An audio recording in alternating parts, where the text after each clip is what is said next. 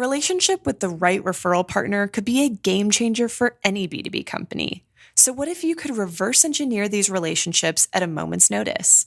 Start a podcast, invite potential referral partners to be guests on your show, and grow your referral network faster than ever. Learn more at sweetfishmedia.com. You're listening to B2B Growth, a daily podcast for B2B leaders.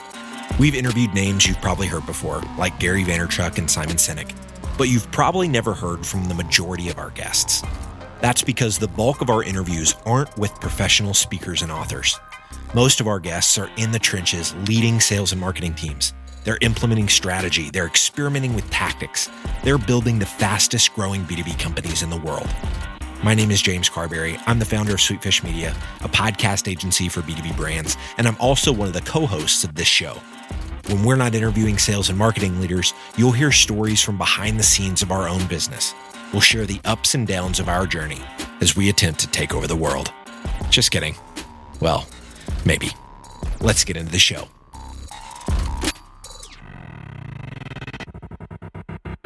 Welcome back to the B2B Growth Show. I'm your host for today's episode, Logan Lyles with Sweetfish Media. I am very excited to be joined today by Doug Landis. He is growth partner at Emergence Capital. Doug, how you doing today, man? I am awesome. Happy Friday. Happy holidays to everybody. All right, man. We are recording this the Friday before the Christmas weekend. So I hope everybody listening to this has had happy holidays. But Doug and I, at the moment, are very, very excited about the holiday weekend coming. And I am excited to have you break down your hiring formula for sales today, Doug. I heard you as a guest on 2 other podcasts recently. Give those a quick shout out. Sam Jacobs with Sales Hacker and Rob Jepson at his podcast is the Sales Leadership Podcast. Both of those were phenomenal interviews. And I thought, man, I have got to have Doug on B2B Growth. I don't care who says anything differently. But Doug, for those of you who aren't as familiar with what you've been up to in your career and what you guys do at Emergence Capital, let's start with a little bit on your background to set the stage for folks. Yes, for sure. Well, and thank you so much for having me. It's a joy to be here, and especially because we're leading into the holidays. So it seems like everyone's in good spirits, including myself. So a little background. I'm a lifetime professor, if you will, in the world of sales. I started my career in sales, all the way back when I was just a kid selling newspapers door to door. And then that carried over into kind of a professional career in selling. I am a member of the bag carrying university of sales professionals out there. But there was a time, probably about 20 years ago, when I made this transition from actually selling to building out this function called sales productivity, which is now kind of morphing into this world of sales enablement. Don't get me started. I hate that phrase because it's not actually a word in the dictionary. But the reality is it's fundamentally focused on how do we actually, our customer-facing teams, how do we help them be better, faster, smarter at what they do? I did that at companies like Google, Salesforce, Box most recently, and then today, just hit my 2-year anniversary. In fact, I am now a growth partner at a venture capital firm called Emergence Capital. We are an early stage investment firm, hyper focused on B2B enterprise SaaS companies with a focus on investing in people who are changing the way the world works. 15 years ago, we actually made a bet that all software was going to actually move to the cloud. And I'd say we did a pretty good job picking that horse, if you will. Early investors in Salesforce and Box and Yammer, et cetera. And now, it's interesting, and even just being in this business for the last 2 years, and it's kind of a good transition into this conversation around hiring. But one of the things that I've learned about the world of venture capital and even the world of startups is at the end of the day, we're all just in the people business. If you think about it, we're in the people business because people are like the most important asset that you own or that you temporarily own because it's all temporary. And then of course, and people, and so therefore making the right hiring decisions is so critical to your success. As a venture capitalist, our job is to try and evaluate whether or not these are the right people to invest in. And because it's a long journey, right? It's, 8-10 years before, in terms of the relationship. And same thing, we're in an early stage startup, hiring the right people at the right time will help you determine the kind of culture that you have, the level of success you can create quickly. And clearly it can have the adverse effects if you hire the wrong person at the wrong time as well. It can certainly put you back either a month or two, or in some cases a year or two, which could ruin your company. Awesome. So, Doug, on that point of making a bad hire, as we were chatting offline, you shared a story that I think we've got to share with listeners here. We'll protect names and company names and all that sort of stuff, but it really illustrated to me why we're talking about this today. Why it's important to have a repeatable framework for hiring and sales, which can be a very tough functional role to find and retain top talent. So unpack this story, and then we're going to talk about how you can put some things in place that hopefully will have this happen to you less and less often. Yeah, ideally, you never really want to make a bad hire. Right. Exactly. Right, that's the goal. But it's going to happen. You're going to have some bad apples slip through the cracks. And truthfully, this literally just happened not too long ago. But at one of our companies, we hired an AE, and everything looked great on paper. And he interviewed really, really well, super articulate, very polished, had a good track record of success. We did some follow up on his references. Everything sounded great. He was a top performer. And then 3 days into his job, we're out actually celebrating, having some cocktails, and he decides for whatever reason to boast about something that he did that was illegal at his previous company. And unfortunately, he happened to make that comment to the new CEO of his new company. And his boss, the VP of sales, was sitting right across the table. I was at the other end of the table, so I didn't actually hear it. But the CEO actually heard that comment and called him out and said, you know what, please clarify this for me, because I'm actually not okay with what you just shared, because what you just shared is actually illegal, and that doesn't jive with me. And he did some backtracking and, kind of tried to cover it up a little bit. But the next morning, CEO and the VP of sales came to me and they were like, hey, listen, here's what went down. We don't know what to do. Now, the challenge there is, well, what do we do? Do we launch an investigation? Do we contact the previous company? Do we clearly need to call them out on it and have a conversation? But the reality is, at that moment, the moment that comment was made, all trust was broken. Right. Because how do I know if he's telling me the truth or not? How do I know if this person's actually going to do what's right for our customers and not actually take advantage of our customers or even their teammates, right? And so it was a really, really difficult position to be in. And at the end of the day, we just decided to cut bait and let him go. So 3 days in, you talk about the opportunity cost of making the wrong hire. I tell you what, though, the good news is, one, they handled it brilliantly. Two, they sat down and then had a conversation with a broader sales team to explain what happened and to also validate what matters at the company. What matters is, our values and, building an ethical business and doing things kind of by the book and really being there to support each other and not being in a situation where we don't trust anybody. And look, could we have uncovered that before when we were doing our interviewing? It's possible. But it's also possible that little things like that just slip through the cracks. Right. And next thing you know, they just kind of, they've had some cocktails and something slips out and you're like, whoa, what was that? Yeah. So it actually kind of fits into my philosophy, my hiring philosophy, which is hire slow, but fire fast. Yeah. And what I mean by that is make sure you have a process, right? But if something doesn't fit, get rid of them, because it can be super painful. Mm-hmm. Yeah, I love that. I mean, I've been in sales leadership roles before, and one of the VP of sales that was my boss, really encouraged me in that way, in that same methodology of hire slow and fire fast. And where that also comes into play is, once you have someone on board, they're the right person until they're not. There's not this, okay, we kind of don't have trust in you until you kind of earn it and prove yourself. No, you have my backing until you do something to prove that you're not. Maybe that's a long time of underperformance and lack of delivering or showing that you even have the grit to try to deliver. Or maybe it's something like this, where just something immediately shows that they are not the right person. And kudos to the client of yours, Doug, that you mentioned, for making sure that they took the opportunity, because as you mentioned, it's kind of unfortunate for this guy that he let that slip over cocktails, but very fortunate for the company, and even better that they took the opportunity to reinforce the culture with the broader team. And so I know that culture is one of those things that we think about in hiring, but you really recommend to people to think about these 6 categories of characteristics and put characteristics in these different buckets as you look at them and you think about hiring, not just for culture. So can you tell us a little bit about how you break down characteristics of potential hires into these different categories? Yeah, for sure. So, and that's a great point. To bring up culture. The question is, well, how do you interview for culture? What are you actually looking for? And the more you start thinking about it, it's like, well, how do I interview for coachability? How do I interview for other core characteristics that we know are important in our organization? But how do I interview for those? And thus, how do I validate whether or not somebody ranks high or low in those?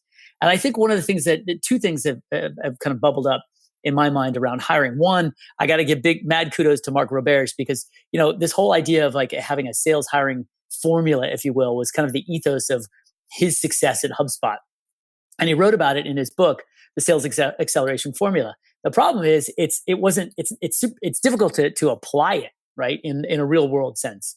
A lot of great ideas in theory. So what I did was I took that concept and I built a model.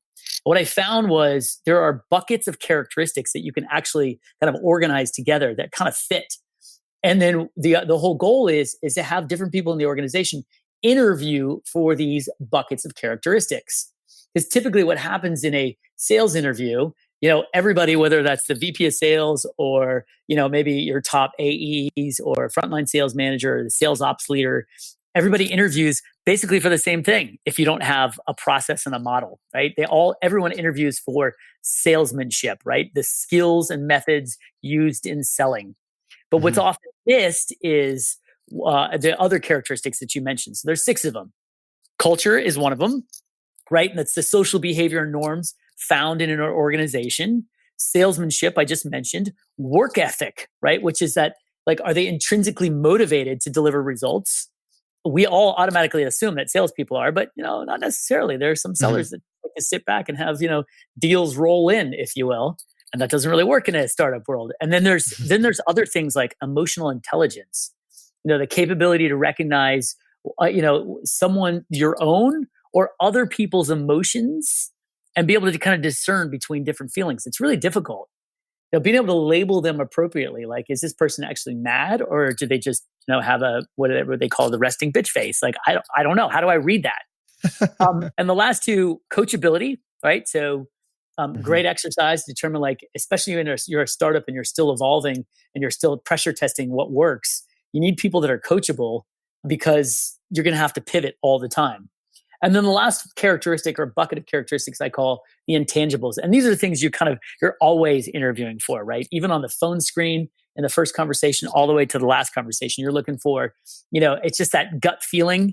It's kind of difficult to understand the real value of it, but it's things like energy and likability and confidence, right? Are they coming to the conversation with, they've demonstrated they've done their homework and they're super excited to talk to you. And in fact, they're actually easier to get a hold of, right? If somebody's really difficult, their schedule is really difficult to actually work around. You're like, do you really want this job? Do you really want to have this conversation? Today's growth story is about a computer software and hardware firm with a footprint of over 100,000 employees. This company was struggling to engage with partners across a variety of territories and sales focuses. So with a goal of penetrating white space accounts and growing their premier partner base, this company implemented a solution rooted in data intelligence and channel enablement to engage with over 400 partners. This resulted in 122% partner growth year over year, coupled with an MQL to SQL conversion rate of over 78%. So what was this magical solution that produced such amazing results? MRP Prolitics. MRP Prolitics is an insights-powered account-based marketing platform with streaming predictive analytics baked into its core. Integrating multi-channel ABM execution on these insights, MRP Prolitics triggers display, email, direct mail, and global inside sales in real time, helping the largest marketing departments in the world deliver the right message to their customers at just the right time. So could MRP Prolitics work for you too? There's a real good chance it could. Find out by visiting mrpfd.com or click the link in the episode description of this interview. All right, let's get back to the show.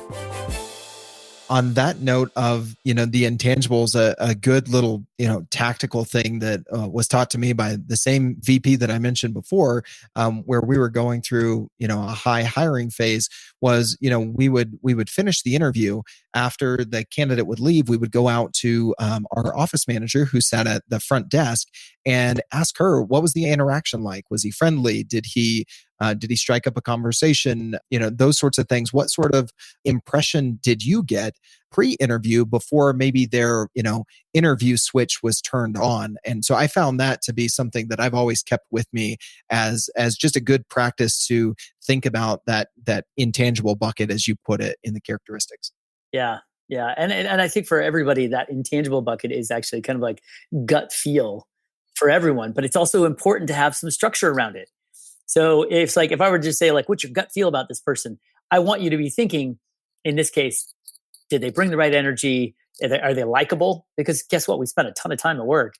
And do they have that confidence? They have that, and they could be quiet. They could be an introvert, but still be likable and still be confident in their ability to actually do the job. Mm-hmm. Yeah.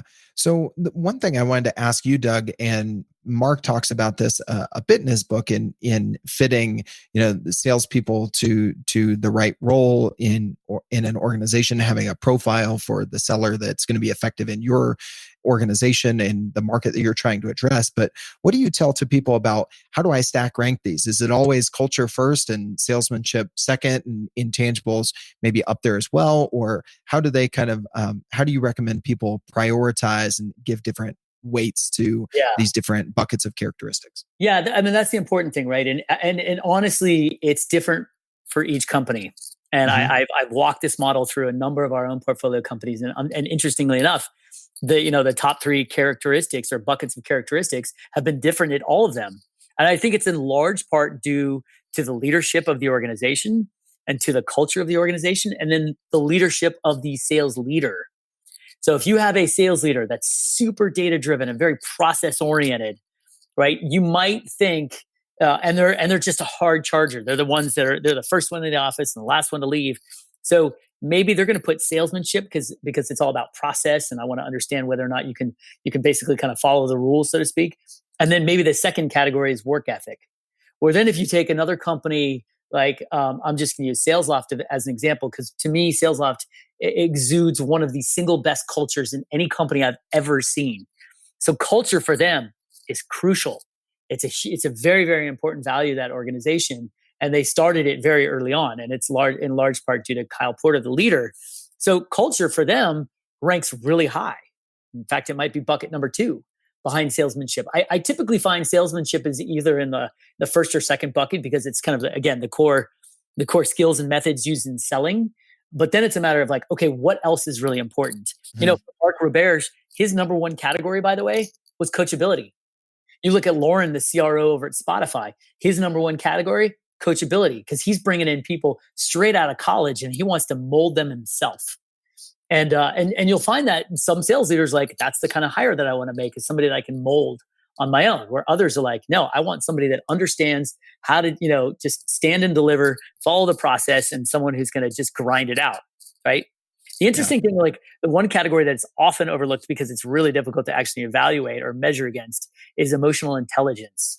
Right. It's that sense of emotional awareness. Do they have empathy? Do they have compassion? Are they actually truly aware?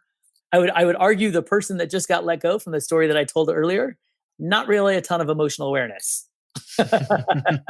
Right. As a very good example there. Yeah, absolutely. I love how you bring some light to this topic, and we got to go beyond just salesmanship. Even when we do, we still have to put a lot of thought into it. What weight do we give each one, and how do we prioritize them? So maybe on that coachability piece, because you mentioned, some sales leaders that that highly value that. For example, what would be some example questions that you think could help you key in on coachability? And if it's another characteristic you'd like to take, then by all means, Doug. But I think some example questions in the different categories would be helpful for folks, for sure. For sure. And just for everybody that's listening, I built this out in a model. It's an Excel model. It's got the weighted scoring in there. And if y'all want it, shoot me an email at the end. and I'll send it off to you because I think this is something that everybody could really use, regardless of whether or not it's just a pure sales role. It's just the model itself. But let's dig into coachability. So coachability, I kind of define it as this. It's really an interest and willingness to learn, right? And in particular, learning from mistakes, but you can also learn from successes as well. And there's an ability there to seek out and integrate feedback. It's a really important part to coachability, right? And it's about integrating feedback without being defensive. And you can pick these things up when you're having a conversation. And exercise to determine whether someone's coachable. And then I'll talk about some of the questions that you can ask. But a real exercise to do is have your candidate prepare kind of a pitch, if you will, the company pitch in their own words, in their own time. Have them come in and deliver it, and then give them feedback. Give them feedback of things in which way and in ways in which they can tweak and kind of hone in on the pitch so it's actually even better. Then have them deliver it again, right then and there in the moment. And you'll notice a couple of things. If they've heard you, meaning they were taking notes and they were paying attention to the feedback, then they're likely going to do everything they can to incorporate that in their new pitch. And oh, by the way, their new pitch is going to suck because they're going to be all over the place, right? Because they've been practicing the first one. And now all of a sudden they're doing this new one that's super janky. And they're like, wait, did I say that right? And is that really the right, or, right way to orient all this? And so it's likely going to suck. If that's the case, they're coachable because they're listening to feedback. If they just reiterate their first pitch, then I'd seriously start to question their ability to actually listen to feedback and apply it in the moment. Right? So great exercise for coachability. But the other thing is to think about, well, what sub-characteristic make up coachability? Are they collaborative?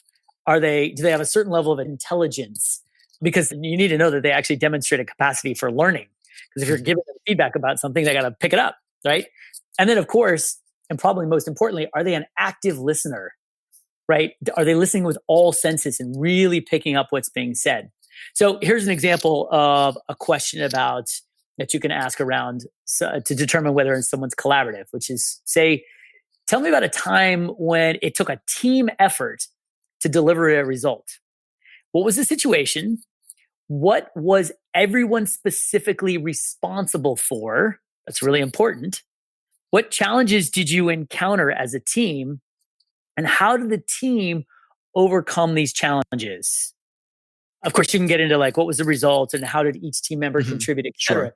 The reason why I'm bringing that up is a lot of times in interviews, you can determine whether or not how much time someone says I versus we, right? Oh, well, this one time I was working on this project and, I did this and I did this. And at the end of the day, here were the results. It was like, oh, that's really interesting.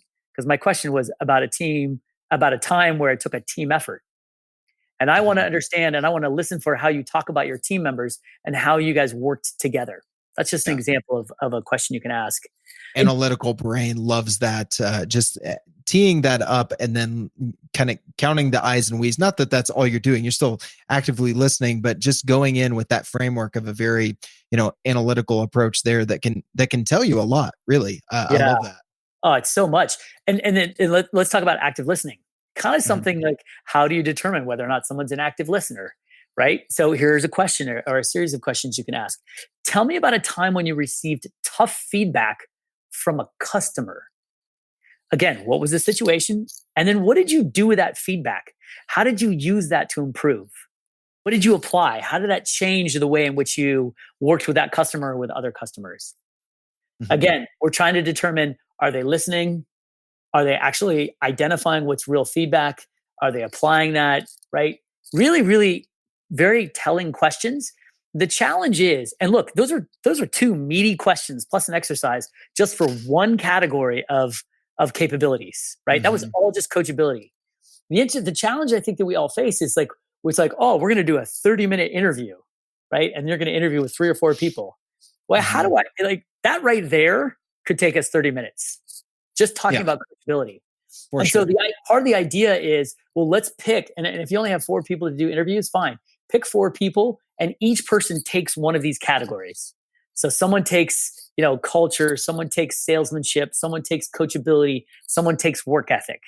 And guess what? You're going to dig into the questions for those categories and that's all you're going to talk about and hone in on. course, there may be some other color because you want to get to know them as a person, kind of going back to those intangibles. Are they likable? Do they have the right level of confidence and energy? But at the end of the day, you're asking questions in that category. Again, if you're using this model, that also helps you to score them and score it appropriately, because your job isn't to dig into all 6 categories at once as an interviewer. It's way too much. Yeah, that's impossible for even the most skilled interviewer. And a lot of times you've got, other individual contributors on the team that you want to get exposed to new candidates. You've got, maybe a manager level or VP of sales, and you've got a number of different people who aren't spending all day, every day hiring. So how do you kind of spread that? And how do you try to avoid the typical conundrum of trying to boil the ocean in a 30-minute interview for all these very, intricate things and go deep on each one? It's just not possible. So I really love this framework. I love that you're offering to share this with folks, Doug. So before I let you go, how can people follow up with you if they want to ask follow-up questions, get access to this framework, or just stay connected with you or learn more about Emergence Capital, man? Absolutely. Well, if you want to learn more about Emergence Capital, go to www.emcap.com.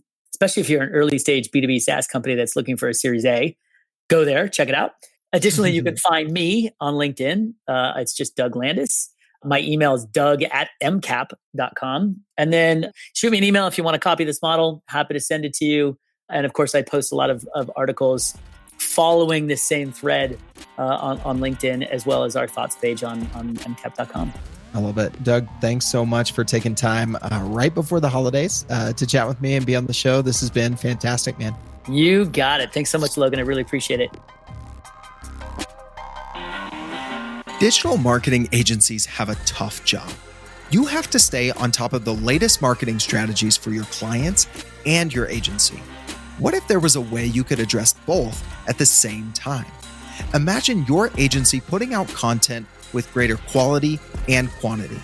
Envision bringing your clients a turnkey solution for one of B2B marketing's fastest growing media strategies, podcasting.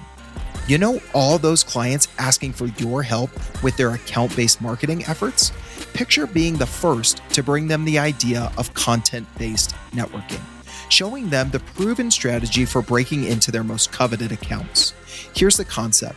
Sweetfish Media is looking to work with a limited number of innovative agencies interested in a new partnership model. We produce a podcast for your agency. You introduce the power of podcasting and Sweetfish services to your clients. Everybody wins. Learn more at sweetfishpartners.com.